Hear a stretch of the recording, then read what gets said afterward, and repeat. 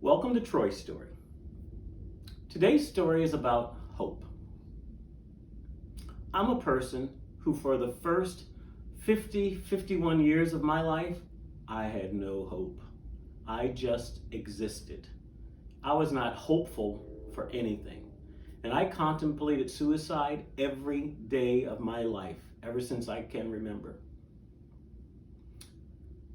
But fortunately, I found out how many people cared about me and how many people loved me the year I turned 50, 51 or so. And those people helped steer me in the right direction. On one of my darkest days, I stopped to buy a watermelon from a little girl who was selling them alongside the road. And she was about 11 or 12 years old. And when I gave her her dollar for the watermelon or whatever it was cheap. I asked her, I said, well, what's your name, young lady? And she said, my name is Hope. And I just thought it was so apropos that here was someone sent to be in my life at that moment to give me some hope for that particular day, because I had none. I don't know if it was God, but I'm sure it was, because I do believe in God, and I think God sent that little girl named Hope to be in my life that day to lift my spirits.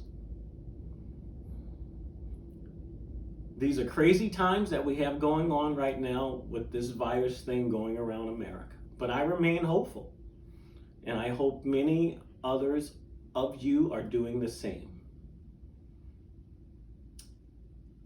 A few weeks ago, I spoke at a school in Long Island.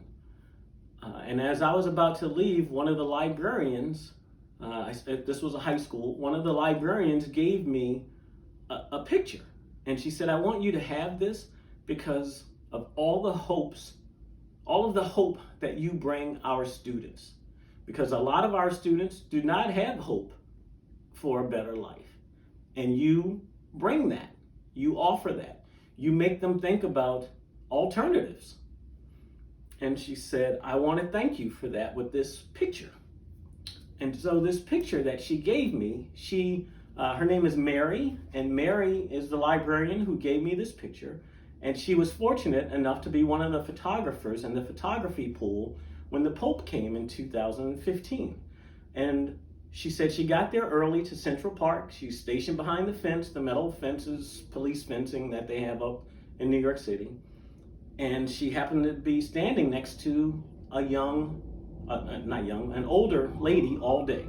I don't know if she was white, Hispanic, what have you, it doesn't matter.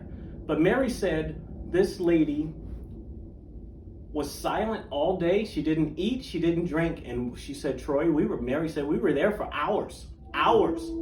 And this lady never moved, and she remained in the same position. And she looked prayerful. She looked hopeful. She looked faithful. And she said that it was as though she knew that the Pope just driving by her would enrich her life. And she said, I'm giving you this picture because this is what you do for our students. You give them hope.